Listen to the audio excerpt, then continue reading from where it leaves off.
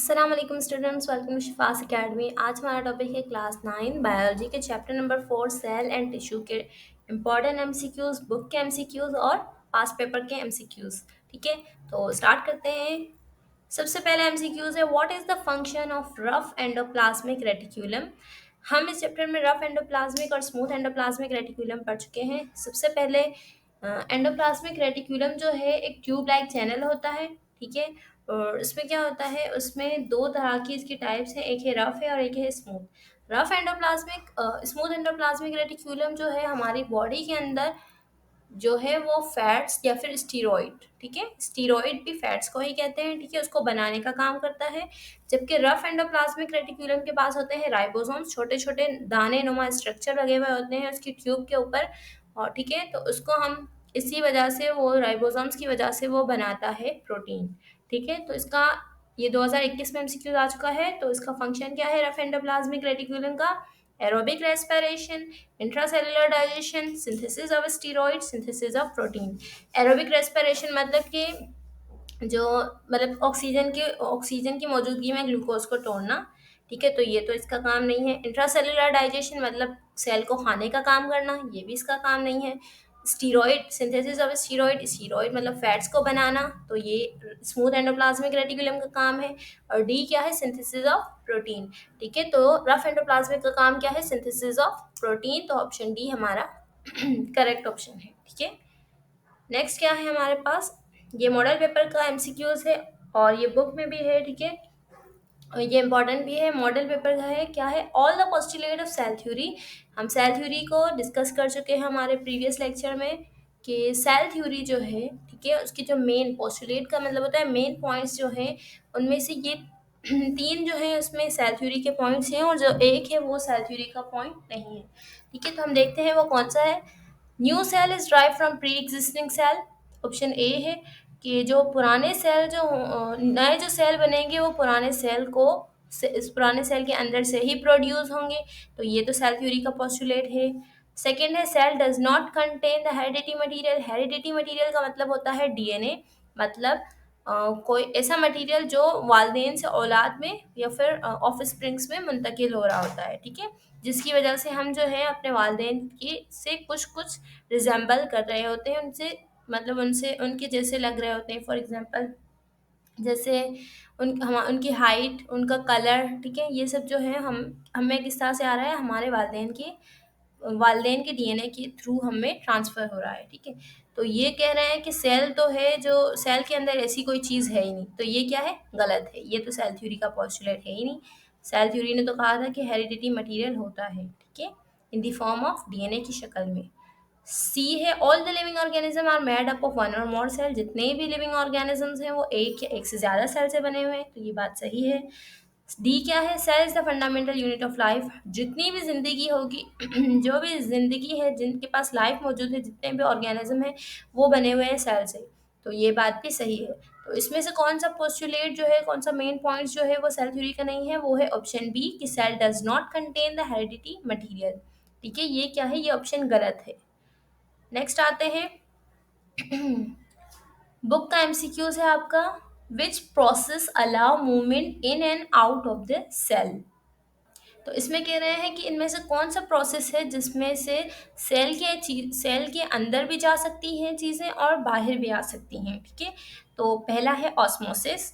ठीक है, मैं प्रीवियस लेक्चर इस पे पूरा डिटेल में बयान कर चुकी हूँ कि ऑस्मोसिस क्या है, डिफ्यूजन क्या है, एक्टिव ट्रांसपोर्ट क्या है। ठीक है, इंपॉर्टेंट डेफिनेशंस का। तो ऑस्मोसिस मतलब वाटर की इन एंड आउट ऑफ जाना। फिर भी मैं थोड़ा सा बता देती हूँ, डिफ्यूजन मतलब गैसेस का सेल के अंदर और बाहर जाना। एक्टिव ट्रांसपोर्ट मतलब एनर्जी को लगा के हम सेल के अंदर और बाहर चीज़ों को लेकर जा सकें और लेकर आ सकें।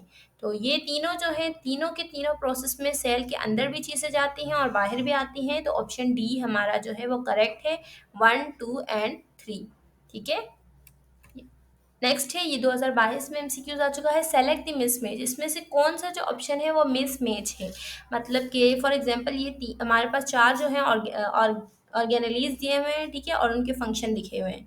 अब इसमें से जो एक होगा ना, उसका वो फंक्शन नहीं है और उस पर वो ना ऑर्गेनेली लिखा हुआ है। ठीक है, तो प्लास्टिड, प्लास्टिड पर पूरा लेक्चर बयान कर चुके हैं। प्लास्टिड क्या है? एक ऑर्गेनेली है, ठीक है। उसमें क्या होता है, इस पे पूरा मैंने डिटेल में बता दिया है, लेकिन फिर भी थोड़ा मैं वर्बली बता देती हूँ कि प्लास्टिड क्या है। ये बोल रहे हैं कि स्टोर करता है केमिकल्स को, ठीक है। बी में बोल रहे हैं कि सेंट्रियोल जो होता है वो सेल को डिवाइड कर रहा होता है दो हिस्सों में और उसके अंदर से नए सेल प्रोड्यूस करता है। सी है राइबोसोम्स जो है वो सिंथेसिस करते हैं स्टीरॉइड्स को। और डी है माइटोकॉन्ड्रिया बना रहा होता है एटीपी।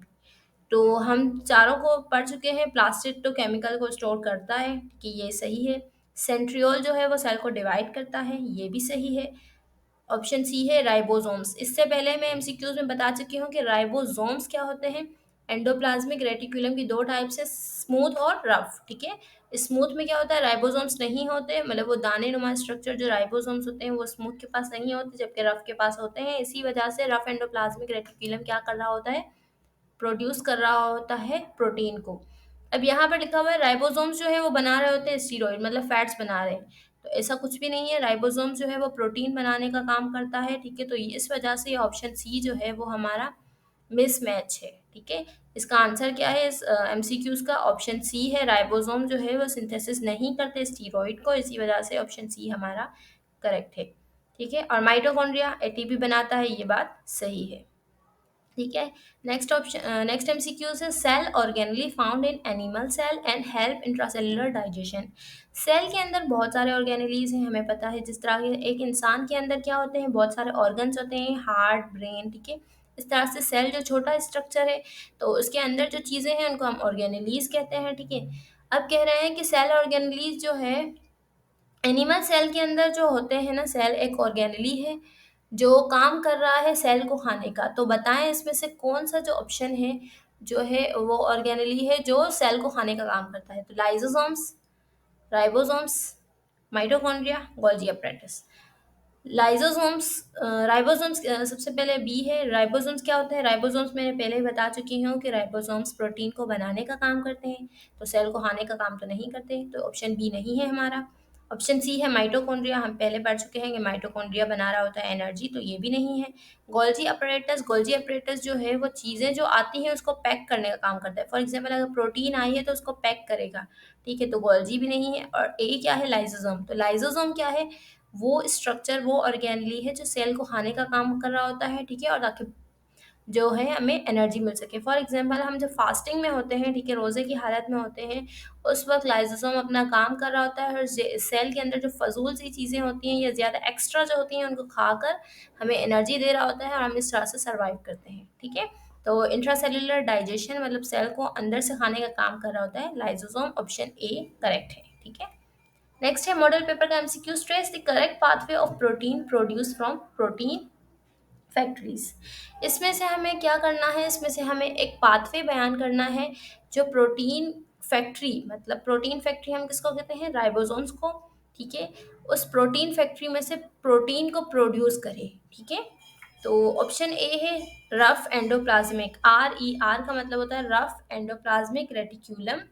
ये कह रहे हैं कि ऑप्शन ए में रफ एंडोप्लाज्मिक रेटिक्यूलम होगा, वो प्रोड्यूस करेगा राइबोसोम, राइबोसोम प्रोड्यूस करेगी, राइबोसोम्स क्या करेगी, गोल्जी के पास भेजेगी प्रोटीन, और फिर गोल्जी के पास भेजने के बाद वो लाइसोसोम उसको सेल जो है वो खा जाएगा, ठीक है। नेक्स्ट क्या है, नेक्स्ट में है पहले राइबोसोम्स आएंगे, पहले वो प्रोटीन को, राइबोसोम्स होंगे, ठीक है, वो क्या कर रहे होंगे, प्रोटीन को बना रहे होंगे, ठीक है। उसके बाद वो प्रोटीन जाएगी रफ एंडोप्लाज्मिक रेटिकुलम के पास, ठीक है। फर्दर प्रोटीन जो है वो क्या होगी, पॉलिश होगी। उसके बाद गोल्जी के पास जाएगी, गोल्जी क्या करेगा, उसको पैक करेगा, और पैक करने के बाद देन वो जाएगी लाइसोसोम के पास, और फिर वो क्या हो जाएगी, ख़त्म हो जाएगी, या फिर सेल के बाहर चली जाएगी, और अगर एक्स्ट्रा होगी तो वो उसको खा जाएगा, ठीक है। तो उसके बाद क्या है, गोल्जी ये बोल रहे हैं कि सबसे पहले प्रोटीन सबसे पहले ना प्रोटीन पैक होगी। अब जब प्रोटीन बनी ही नहीं है तो गोल्जी उसको पैक किसको करेगा, ठीक है। तो ये ऑप्शन सी गलत है। और उसके बाद ऑप्शन डी है कि रफ एंडोप्लाज्मिक रेटिकुलम के पास आएगा, ये भी नहीं हो सकता, जब तक प्रोटीन बनेगी नहीं तो रफ एंडोप्लाज्मिक रेटिकुलम के पास कैसे पॉलिश होने आएगी, ठीक है। तो ये ऑप्शन ए में भी रफ एंडोप्लाज्मिक रेटिकुलम है, ऑप्शन डी में भी है। तो जब तक प्रोटीन नहीं बन सकती, राइबोसोम से प्रोटीन प्रोड्यूस नहीं होगी, तो किस तरह से बनेगी, तो ऑप्शन ए ऑप्शन डी तो गलत हो गए। ऑप्शन सी में गोल्जी है, तो कैसे वो मैन्युफैक्चर मतलब उसको हम कैसे पैक करें, गोल्जी जो है उस प्रोटीन को कैसे पैक करेगा जब तक वो बनेगी नहीं। तो ऑप्शन सी भी गलत है। तो ऑप्शन बी हमारा ट्रू है, ठीक है। सबसे पहले राइबोसोम्स जो है वो प्रोटीन को बनाएंगे, देन रफ एंडोप्लाज्मिक रेटिकुलम के पास जाएगी, पॉलिश होने, और उसके बाद गोल्जी के पास जाएगी पैक होने के लिए। और अगर वो प्रोटीन को बाहर जाना है तो लाइसोसोम उसको बाहर भेज देगा, अगर वो एक्स्ट्रा होगी तो लाइसोसोम उसको खा जाएगा। ठीक है, तो ऑप्शन बी हमारा करेक्ट है। नेक्स्ट एमसीक्यूज है 2022 का, सेलेक्ट द ओड वन। इसमें से कौन सा ऑप्शन जो है वो ओड है, मतलब इनमें से मैच नहीं कर रहा, ठीक है। तो ए है एक्टिव ट्रांसपोर्ट, बी है डिफ्यूजन, सी है फैसिलिटेटेड डिफ्यूजन, और डी है ऑस्मोसिस। ठीक है, तो इसमें से कौन सा है हमें ओड है, मतलब उसमें से जो बाकियों से वो अलग है, ठीक है। तो हमें पता है एक्टिव ट्रांसपोर्ट में लगती है एनर्जी, ज़ाहिर-सी बात है कि वो इसमें ये सेल के अंदर और चीज़ें बाहर ले जाने का काम करता है। काम तो सेम है मगर इसमें एनर्जी लगेगी। डिफ्यूजन में क्या है, डिफ्यूजन में वो है गैसेज़ जो हैं अंदर और बाहर जाएँगी, सही है, लेकिन एनर्जी नहीं चाहिए। सी में फैसिलिटेटेड डिफ्यूजन है, इसमें भी क्या है, इसमें एनर्जी नहीं चाहिए, इसमें भी चीज़ें जो हैं सेल के अंदर और बाहर जाएँगी। और डी है ऑस्मोसिस, ऑस्मोसिस में वाटर सेल के अंदर और बाहर जाता है, लेकिन इसमें भी एनर्जी नहीं चाहिए। तो option B diffusion, option C facilitated diffusion, option D osmosis. इन तीनों में जो है वो एनर्जी नहीं चाहिए, लेकिन काम वही है, ठीक है। जबकि ऑप्शन ए जो है उसमें एक्टिव ट्रांसपोर्ट है, मतलब एनर्जी देंगे उसके बाद ये क्या करेगा, सेल के अंदर और बाहर चीज़ों को ले जा सकेगा, ठीक है। तो ए जो है इन तीनों में से अलग है क्योंकि एनर्जी यूज हो रही है, ठीक है। तो हमारा करेक्ट ऑप्शन है ऑप्शन ए एक्टिव ट्रांसपोर्ट, ठीक है। आई होप आप लोगों को समझ में आ रहा होगा। नेक्स्ट है 2021 का MCQ, secondary wall is made up of. हमने सेल वॉल का टॉपिक पढ़ा है आई थिंक, हाँ। तो सेकेंडरी वॉल जो होती है प्लांट के अंदर, सेल वॉल है उसके अंदर जो है डिफरेंट लेयर्स हैं उस वॉल की, उस दीवार की डिफरेंट लेयर है, ठीक है। एनिमल सेल के पास सेल वॉल का कोई कॉन्सेप्ट नहीं है, ठीक है। तो कह रहा है कि जो सेकेंडरी सेल वॉल है, ठीक है, सेकेंडरी सेल वॉल जो है वो किससे बनी हुई होती है। ये डिफरेंट जो है ग्लूकोज और प्रोटीन्स के नाम है, ठीक है। और कह रहे हैं कि इसमें से कौन सा है, तो ये रट्टा लगाने वाली बात है, ठीक है। कि इसमें से कौन सा है जो कौन कौन दो चीज़ों से सेकेंडरी सेल वॉल बन रही हो, ठीक है। तो ऑप्शन ए है pectin and cellulose, option B है cellulose and protein, option C है cellulose and lignin, and option D है लिग्निन एंड पेक्टिन। तो ऑप्शन सी जो है करेक्ट है कि सेकेंडरी सेल वॉल बन रही होती है सेल्यूलोज और लिग्नाइन से, ठीक है। तो ऑप्शन सी हमारा करेक्ट है। नेक्स्ट चलते हैं, ये सारे इंपॉर्टेंट एमसीक्यूज हैं, आप लोग उसको ज़रूर बिल्कुल अच्छे से कर लीजिएगा, समझ लीजिएगा, ठीक है। ये एमसीक्यूज अक्सर रिपीटेड होते हैं, ठीक है, कोई बुक से आउट ऑफ चीज़ नहीं आती। बुक का एमसीक्यूज है, which statement about the fluid mosaic model of the membrane structure is correct. कह रहे हैं कि इसमें से फ्लूइड मोज़ेक मॉडल हम पढ़ चुके हैं कि इसमें से कौन सा जो है फ्लूइड मोज़ेक मॉडल की स्टेटमेंट के लिहाज से करेक्ट है, ठीक है। तो ऑप्शन ए है the less unsaturated the fatty acid the more fluid nature. कह रहे हैं कि अगर अनसेचुरेटेड कंपाउंड मतलब फैटी एसिड के फैट्स के जो कंपाउंड होंगे अनसेचुरेटेड वाले, ठीक है, अगर वो कम होंगी तो फ्लूइड क्या है, मोर मोर फ्लूइड नेचर, मतलब ज़्यादा पानी वाला नेचर होगा, ठीक है, मेम्ब्रेन का। बी कह रहे हैं कि अगर ज़्यादा अनसेचुरेटेड कंपाउंड होंगे, ठीक है, अगर ज़्यादा प्रोटीन फैट्स होगा, ठीक है, उस मेम्ब्रेन के अंदर ज़्यादा फैट होगा तो क्या वो ज़्यादा फ्लूइड मतलब ज़्यादा उनमें पानी होगा। सी कह रहे हैं कि अगर टेम्परेचर हाई होगा तो फ्लूइड ज़्यादा होगा। और डी कह रहे हैं कि अगर टेम्परेचर कम होगा तो फ्लूइड हाई होगा। तो अगर हम सोचें, ठीक है, समझें, तो हमें पता है अगर फैट ज़्यादा होगा तो क्या उसमें पानी की नेचर होगी, नहीं हो सकती। अगर हम किसी चीज़ में बहुत ज़्यादा फैट्स या फिर ऑयल डाल दें तो क्या उसमें वो नेचर पानी वाली नेचर होगी, नहीं रहेगी उसके अंदर वो नेचर, ठीक है।